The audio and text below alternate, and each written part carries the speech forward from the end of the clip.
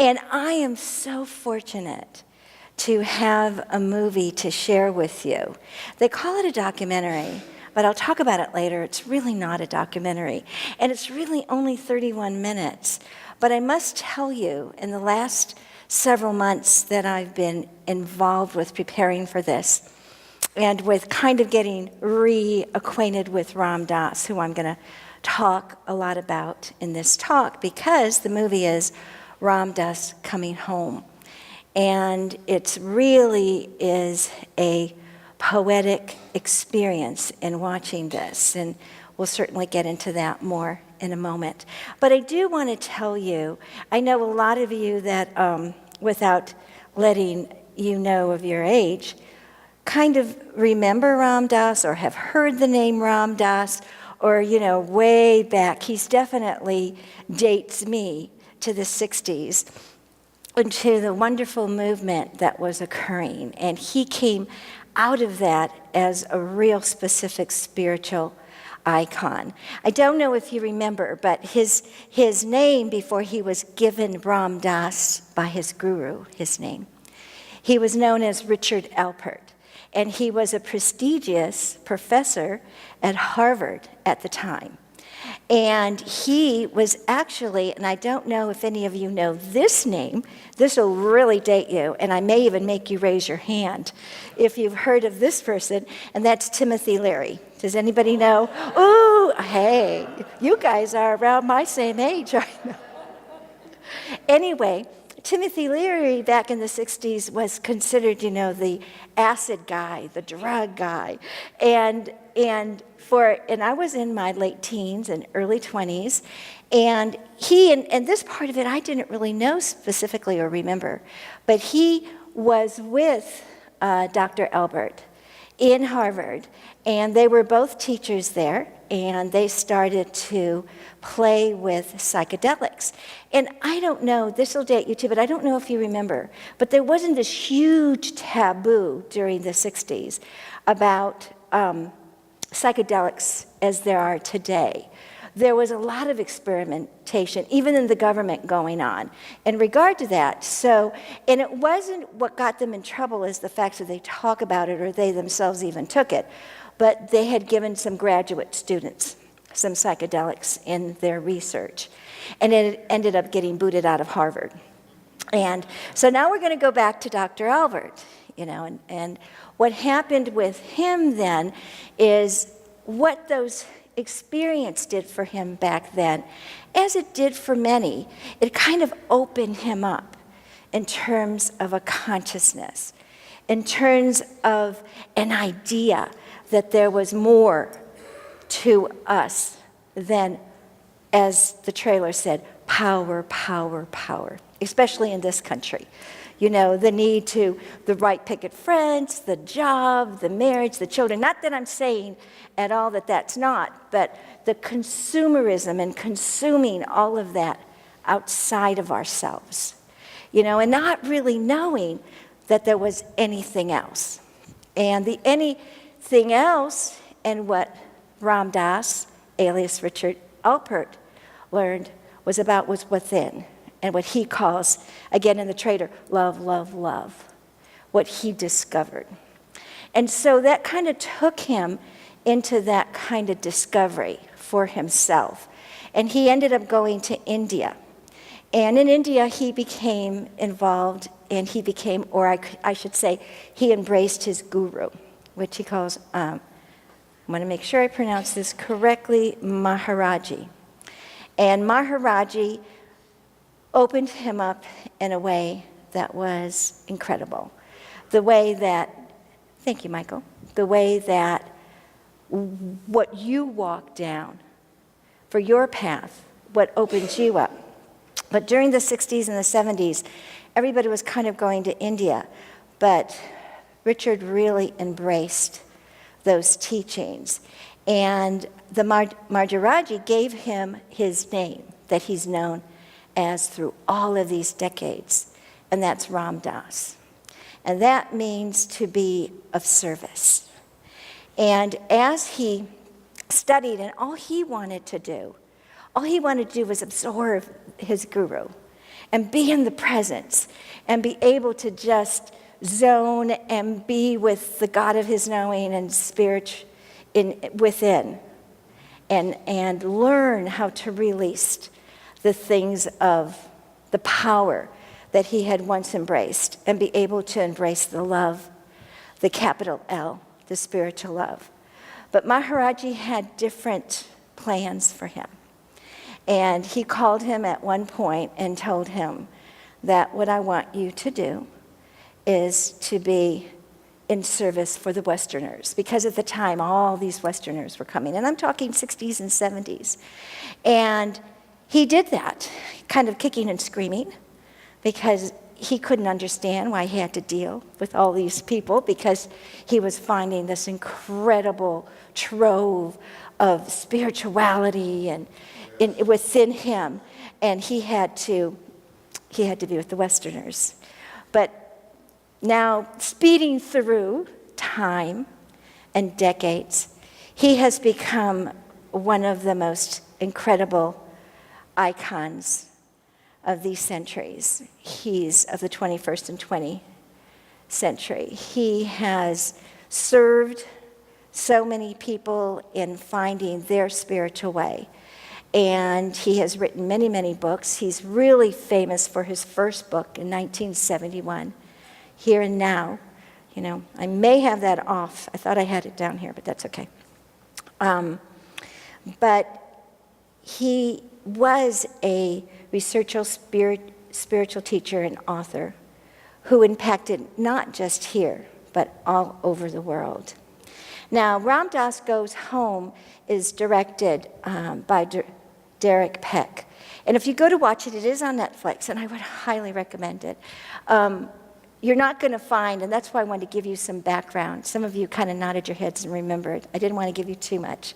And there's so much on Ram Dass. I know I've been kind of immersed in it for the last couple months, and it's been a gift for me. But this Ram Dass Coming Home is really just a homage to spiritual being. I thought it was really ironic when Rob showed the trailer for Heal, because that's who Ram Dass is. And this fits right in with that in terms of what has happened in Ram Dass's life and how he has served others and now is being served as this documentary or movie, I'm going to call it a movie, shows that. And the wonderful thing about the movie is that it's not like praising him, it's not like holding him up on a pedestal. It's really just a moment. We get to share a moment in his life. He's 87 years old. He had a stroke about 20 years ago. So the left hand of the side of his body is paralyzed. And he still does lectures, he still does workshops, he still is writing books. And this 31-minute movie is just about how he goes about his life. It's set in Maui, Hawaii, so it's absolutely beautiful. And it certainly shows also his communion with nature. So at this moment, I would like to show you a little snippet of the movie, and then we'll come back and talk about it.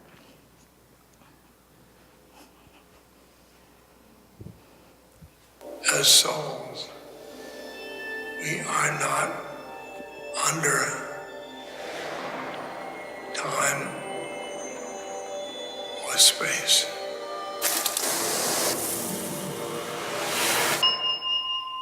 We are infinite. My life has been a dance between power and love. Power, power, power. Love, love, love, love. Death does not have to be treated as an enemy. Death imbues this moment with added richness.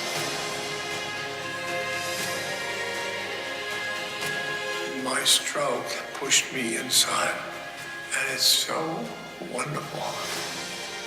I don't wish you the stroke, but I wish you the grace from the struggle.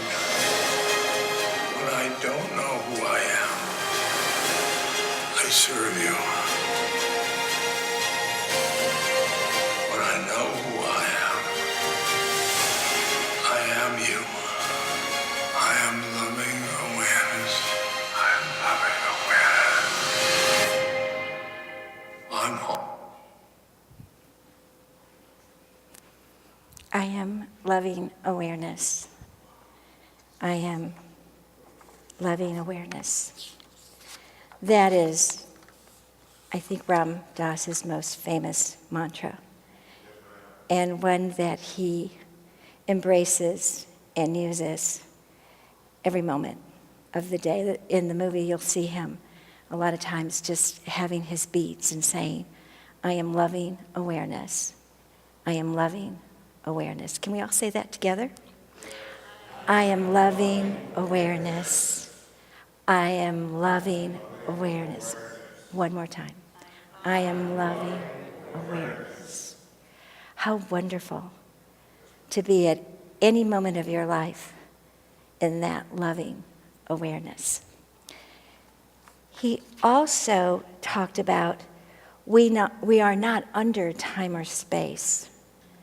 You know, we really make that choice, just as our unity principle too, the thoughts. We just always want to place ourselves kind of in boxes and schedules, and not that that's not necessary, but it's learning that ability that I think Ram Dass also teaches us of being of the world, but not of the world. And I think that he does that really, really well. The other thing that he said here too is, and of course he comes from the basis of Hinduism and with this guru, but I think what he says and does, especially in his life today, is so relevant to even all of us and even our own perspectives that have the unity perspectives and other perspectives that you may embrace. But he says something that at first, when I first heard it, I went, what? You know, he says, I don't wish you a stroke. That's it. I wish you the grace of a stroke.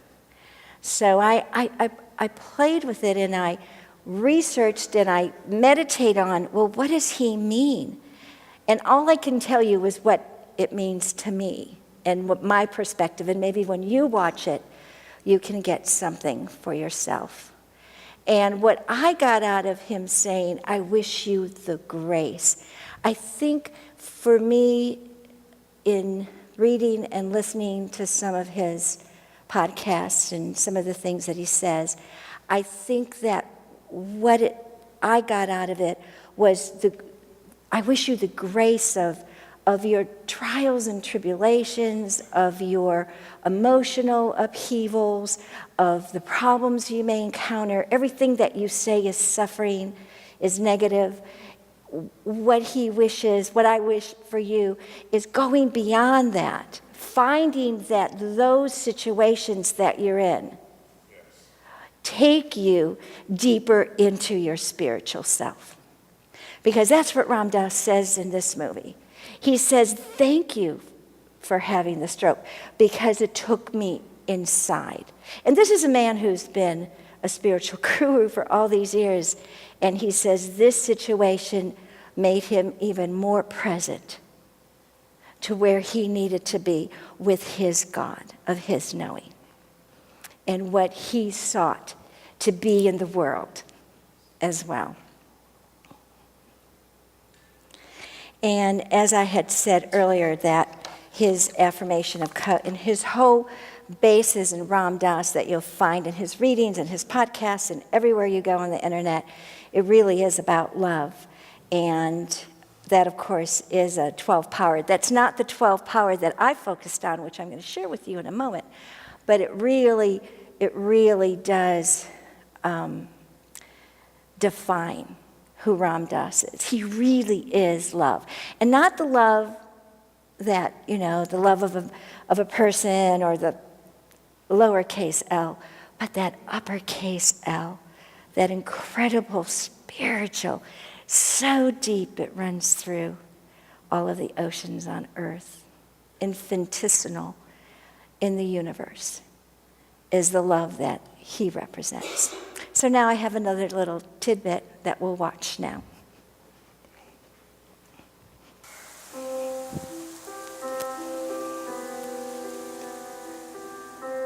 We pinch ourselves to know we're alive in this life.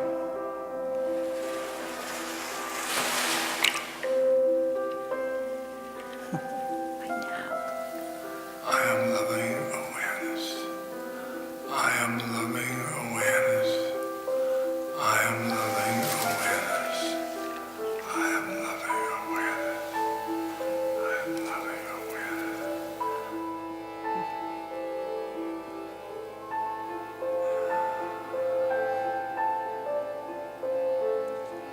Make friends with change.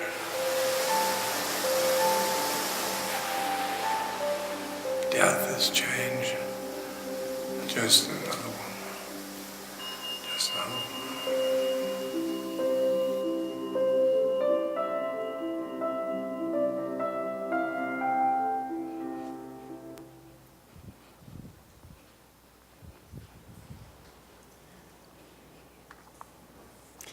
One of the things that Ram Dass kind of sings in his movie, here and there, you'll hear him humming, row, row, row your boat, merrily, merrily, merrily. But let's see, let me try again. Row, row, row your boat gently down the stream, merrily, merrily, merrily, merrily, life is but a dream. Everybody, row, row, row your boat gently down the stream, merrily, merrily, merrily, merrily, life is but a dream. And the first time I watched it, I went, And then I watched it the second, the third, the fourth. And I realized, wow, talk about metaphysical. This is a song we sung, or most of us have, all of our childhood. And it is one of the most metaphysical things you could sing. Life is but a dream. Right, Course in Miracle people? Raise your hands. Yeah, life is but a dream. And I think that's part of what Ram Dass says, is that this is a spacesuit. And why take it so seriously? You know, when you can go within and find out what is true, what is real. It helps to have a simple mind like mine. Well, you may say simple, but maybe you can take that S word and say spiritual. Yes. And then we all have that together and within. Don't let people know that I planted you there, okay? All right. Now, one of the things about Ram Dass, especially in these last 20 years and since he's had the stroke, he has really been an advocate, obviously, for death and dying awareness. And he actually wrote like a small article, and I took some words from that. It was posted on March 1st, 2010. And I love this. And he said, there is, and these are his words, so bear with me for a moment. There is a tombstone in Ashby, Massachusetts, and it reads, "Remember, friend, as you pass by, as you are now, so once was I. As I am now, so you must be. Prepare yourself to follow me." And again, Ram Dass says, "Something has happened to me as a result of meandering through my realms of consciousness over the past 50 years. That has changed my attitude toward death. A lot of the fear about death has gone from me. I am someone who actually delights in being with people that are dying. It is such an incredible grace, that word again. It is such an incredible grace for me. In the morning, if I know I'm going to be with such a person, I am absolutely thrilled because I know I am going to have an opportunity to be in the presence of truth.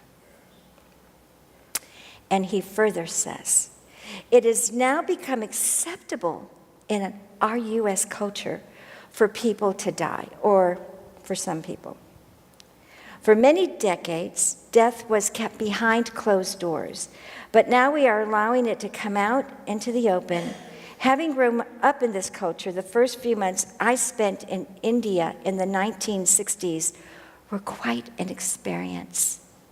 There, when someone dies, the body is placed on a pallet, wrapped in a sheet, and carried through the streets to the burning grounds where a mantra is chanted.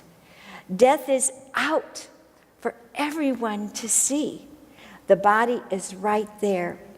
It isn't in a box. It isn't hidden. And because India is a culture of extended families, most people are dying at home.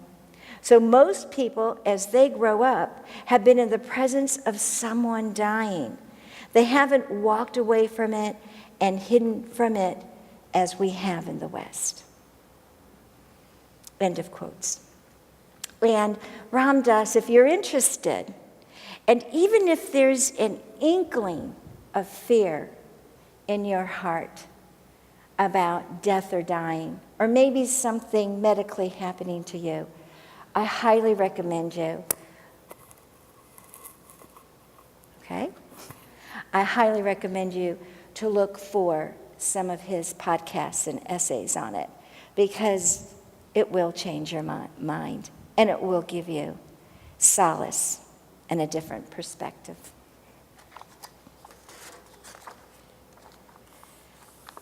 So, I kind of hinted a little bit about my personal experience with this.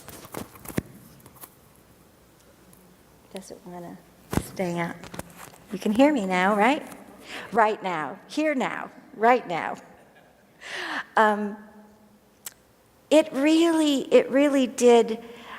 I think I have a spiritual perspective about transitioning, but I think in exploring Ram Dass and even seeing the grace, and that's a good word for him, that he shows in this movie about his own situation, it's just simply him being, has really kind of strengthened my resolve to make my intention of living in the now and of really embracing what it means to be here and now, and to practice.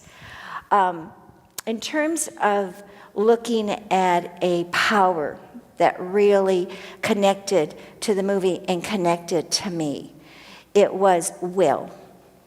And the 12th power of will is that ability to choose, decide, command, lead, and determine. Will, with a capital W, actually kind of holds up all of the other powers. Will is kind of that energized bunny, maybe, that really gets the other powers implemented into your life. And I love the fact that part of the assignment in doing the metaphysics is also to look at the powers and to apply them, because I have been also trying to look at the powers and apply them even more so in my everyday life. But that power of will, I think, really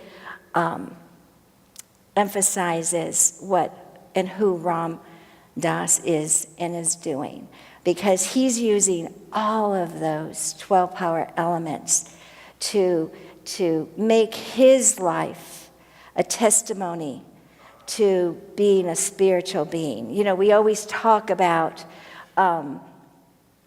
being a spiritual person living a human life, not being a human being living a spiritual life. And I think that Ram Dass in 2018, and a U.S. American, is really a spiritual being living his life. And whatever he's given, he finds it joy. And he will tell you, what did you get out of this? And he'll say to the interviewer, I got out considerable joy.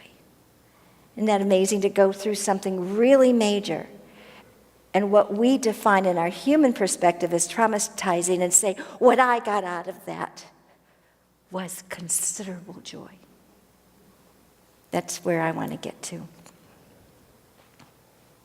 So it's will, the will to, and it's not, will a lot of times was used from the lowercase will as to get something or to acquire something. But will with the W is to hold up all of those spiritual concepts as well as practices that we have, and to push them forth even when we're down and we need that lift. We grab within us and we say to the God of our knowledge, give me the will to go forth and do what I need to do. And when that part of you, right, that ego part, that human part, gets in your way, you can say, as we say here at Unity, you can say to that part of yourself, the Christ in me beholds the Christ in you. Everybody? The Christ in me beholds the Christ in you. So we're used to saying that to people. Guess what? We can say that back to that part of us that sometimes gets in our way. And then we were looking at the principle. And like will, that holds up all the other powers and kind of gives that engine and that thrust, we have Unity 5, Principle 5. And of course, Principle 5 says, knowing and understanding the laws of life, also called truth, with a capital T, are not enough. Just knowing or talking about it, and even going to classes, and watching, unless you truly take something you watch or hear and internalize it, because it's always about, number 5 is always about internalizing it. And the only way you're going to internalize it is by praying, affirmative prayer, or by meditation. Having a practice. It could be going to the beach and sitting and looking at the waves and having that. There's all sorts of forms of meditation. And I always tell people when I teach a meditation class, meditation isn't just closing your eyes. There are many forms, and your practice is going to be individual to you. But I think that movie and what Ram Dass does is practice. And he's done this. I mean, this is a man that has done this for all those years. But that doesn't mean, even if you're new to Unity, that you can't begin now. Because that's where we begin. We begin right here, right now. Right? And that's it. And so, this next slide is, you look at it and go, what's that? And I'm going to tell you what that is. And I think this is one of my most favorite part of the movie. And this is at really the very end of the movie. And it's them taking Ram Dass. Ram Dass, one of the last books that he wrote before his stroke was, How Can I Help You? And after he had a stroke, he said, I would have liked to change that title, and I'd like to change it to, How Can You Help Me?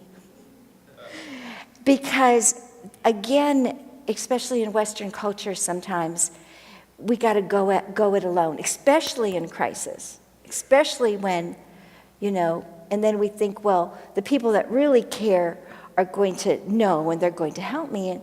And instead of allowing and asking for help. And I know personally, just a quick, that's right. And I know personally in December when I was going through not a crisis, I'm not going to call it anything that, I'm not even going to call it a challenge, because Ram Dass says it's just a change. In one of the little clips, they take the word challenge and make it change. What happens in life are just changes, and we're always going to have them.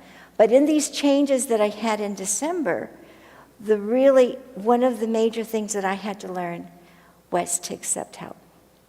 And really, for the first time, I think, in my life, I really embraced that. And I even had my sister-in-law come from Mexico City and stay with us for 2 weeks, and that was major for us. But it was such a blessing and so helpful. And other people in this congregation also were really, really helpful. And even before telling you about this picture, I just want to say one more thing, is that this congregation, I can look around and see you, and also people that are not here, that are living their truth, and that are being present, and that have had challenges, and that are taking them to the spiritual level, and turning them over to the God of their knowing, and healing tremendously in different areas. I see that happen here. And part of that is also under the guidance of our devoted minister. I had to give a shout out to you, so. Yeah, yes, time. So this is the end of the movie, and this is Ram Dass in the middle, Ram Dass, and there are circles of people around him, and they took him out into the water and had him there. And it's so beautiful when it's moving and you see it happen. But it represents all of us coming together and being one and supporting each other. So the last slide is going to be, and the ushers, you can pass these out now. And since I thought I was going to be under and I'm over, this is a gift to you. These are 20, we're going to show a quick clip, and these are 20 saying, Ram Dass is very known, and this movie also is about that, of his sayings. And so, and if you notice, you've got the now clock on there too. And thank you.